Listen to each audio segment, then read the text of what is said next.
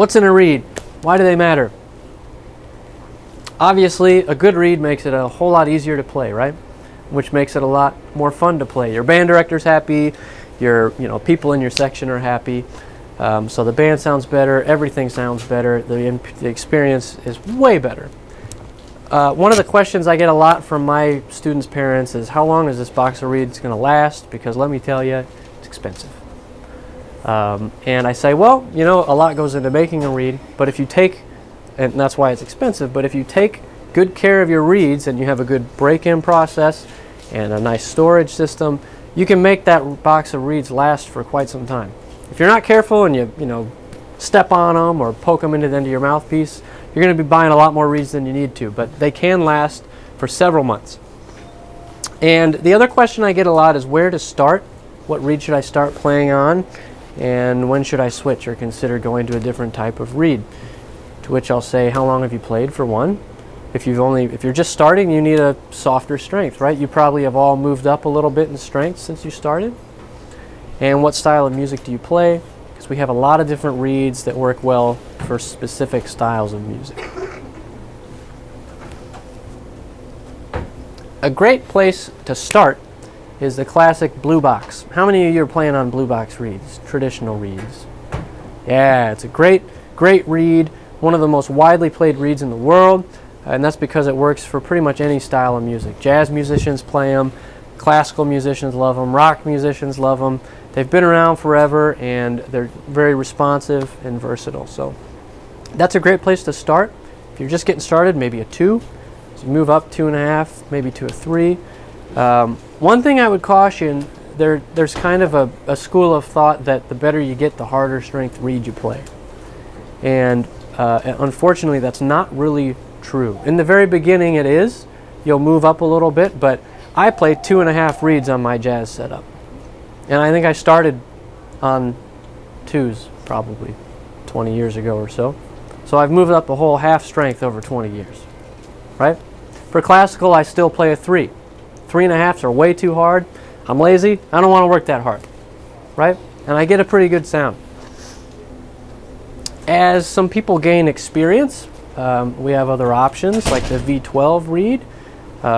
We call these our premium reeds. We have them for clarinet and saxophone. Little darker sound, more complex sound. So maybe once you get into high school, that's a time that you can consider playing. Or if you have a lot of private instruction early on, your teacher might have you step up to one of those reeds.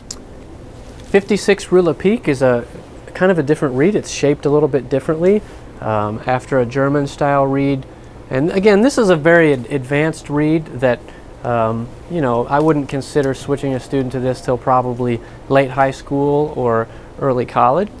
And then the V21, brand new reed, brand new for saxophone this year, came out for clarinet last year. It's kind of a hybrid reed, so it's another nice step up from traditional if you're curious about what another reed sounds like. If you're looking for a little darker sound, V21s are a really nice choice for clarinet and saxophone.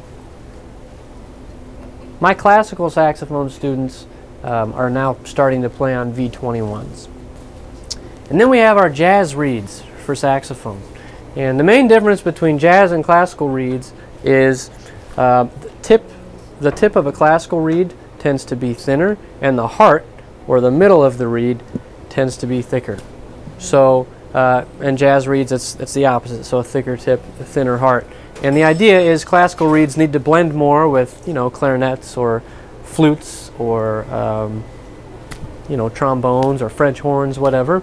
Whereas jazz reeds, we need that extra punch. We're competing with really loud lead trumpet players and drummers and electric bass players, things like that. So they're designed for more edge and more projection. We have a lot of different types. They also work great for marching band. So Java Green, it's a very bright reed. Do we know what I mean by bright?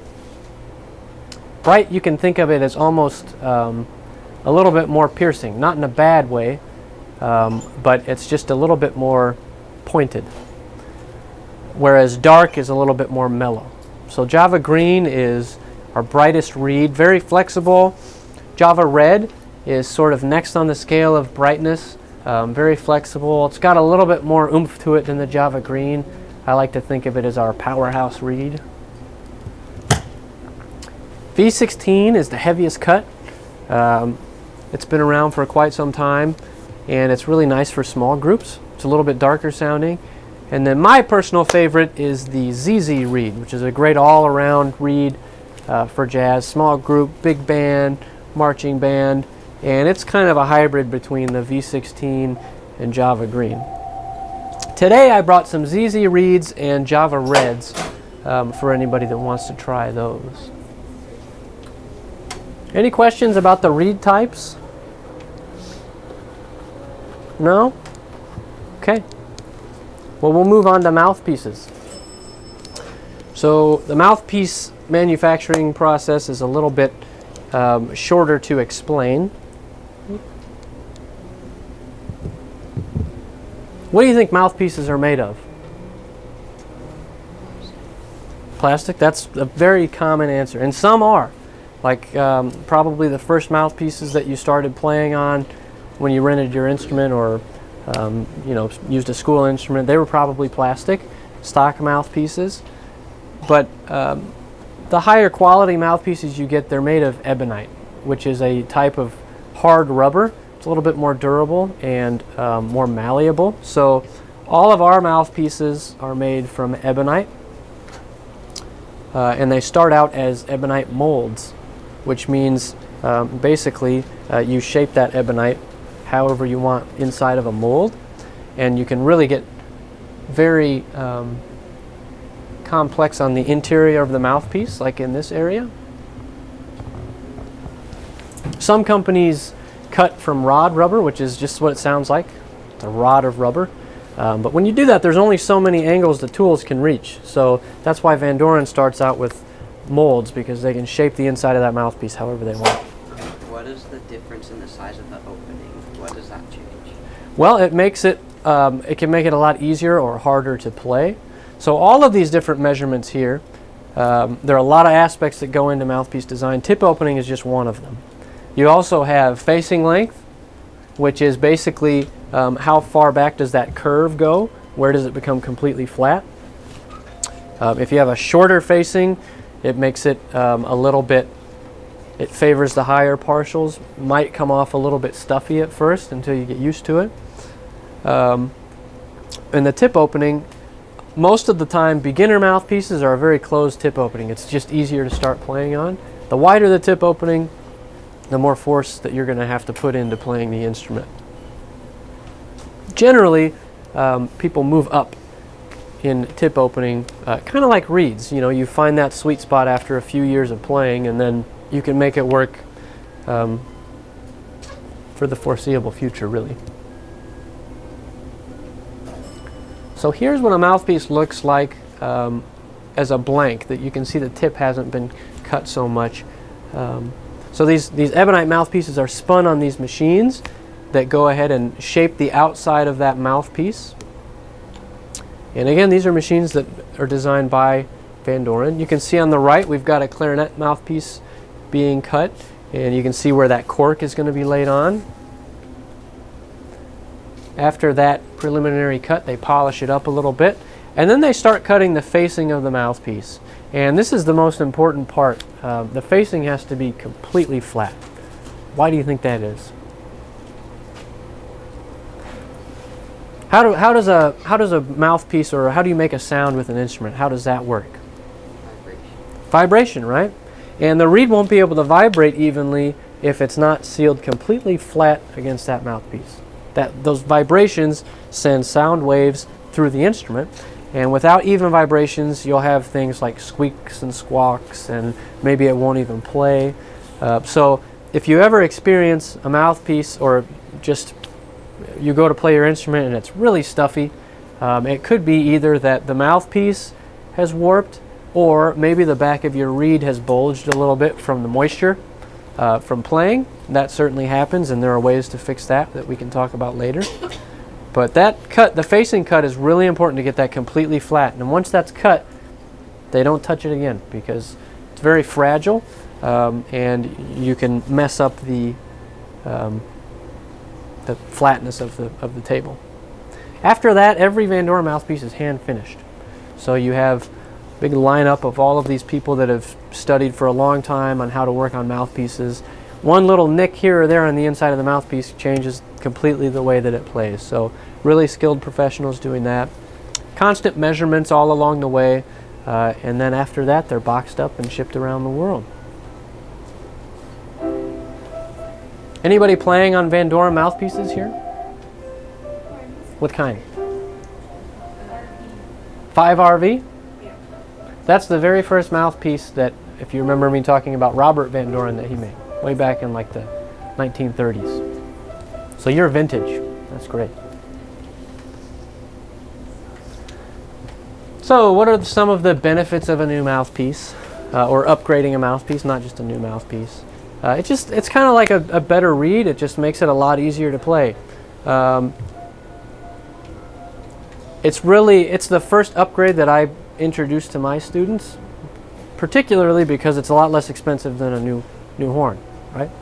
Both are important, but the mouthpiece can really get a student started off on the right foot. That's where the sound starts, so a good reed, a good mouthpiece can really get them off on the right foot.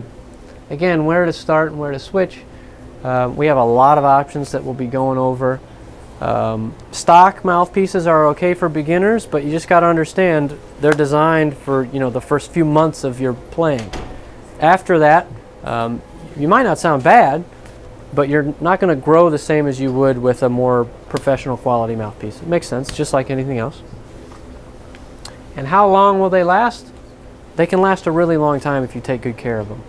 If you buy a mouthpiece in junior high, there's no reason that you can't play that same mouthpiece later in high school if you had good guidance as to which mouthpiece to choose in the first place.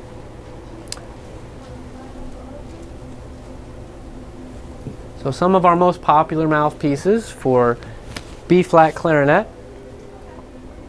5RV lyre, which that might be the one you're playing on, or the 5RV. Really great for beginners. Pretty easy, medium tip opening, quick response, colorful response. That's our most popular beginner mouthpiece. The B45 has been around forever, and it's still very popular. I don't start my students on these mouthpieces only because they're very open, and that can be really hard for you guys to control when you first start. Your muscles in your embouchure aren't quite as trained as they will be 5 or 6 years down the road. And so that can be kind of a difficult mouthpiece to control. M13 lyre, another great one for students, and that's a mouthpiece you could stay on your whole life. Then we have jazz mouthpieces. What are the differences between the two? Kind of like the reeds, right? Classical mouthpieces are designed for blend with other instruments like flutes and French horns. So a darker sound, a warmer sound. Jazz mouthpieces, like the one I was playing, they're designed for volume and projection. So just to give you a little example. Ooh. So again, here is a jazz mouthpiece.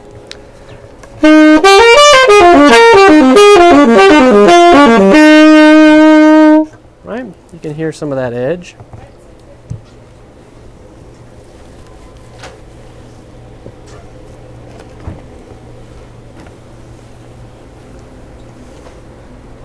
I'm going to keep the same reed and everything else.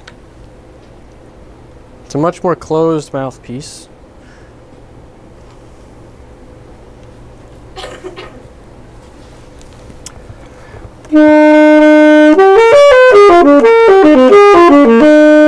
Hear the difference? It's a lot softer, right? A lot warmer sounding. It doesn't have that edge. And this is why if you're going to do jazz band, it's really important to get another mouthpiece at some point. Because this won't cut it the older you get. So, early on, if you can get a classical mouthpiece and a jazz mouthpiece, it's going to serve you really well and your jazz band, because these mouthpieces, they just won't be heard. When you get, you're playing the music of Count Basie or Duke Ellington. None of those guys back in the day were playing on AL3s or Selmer C stars. They had more open mouthpieces. So it's really important. How many of you are in jazz band? Yeah? Do you have a jazz mouthpiece? Nice. No? Play the same mouthpiece? You do? What do you play on? Some Those are good mouthpieces. Yeah, great. What are you playing? Playing a Hawk C7 Star. Okay, cool. So you notice the difference, right, between the two? And the cool thing is with jazz mouthpieces, they work well in marching band too. So you can go blow your brains out on the field, and then you come back to your classical setup and you can reset, and you can get that nice classical sound for concert band.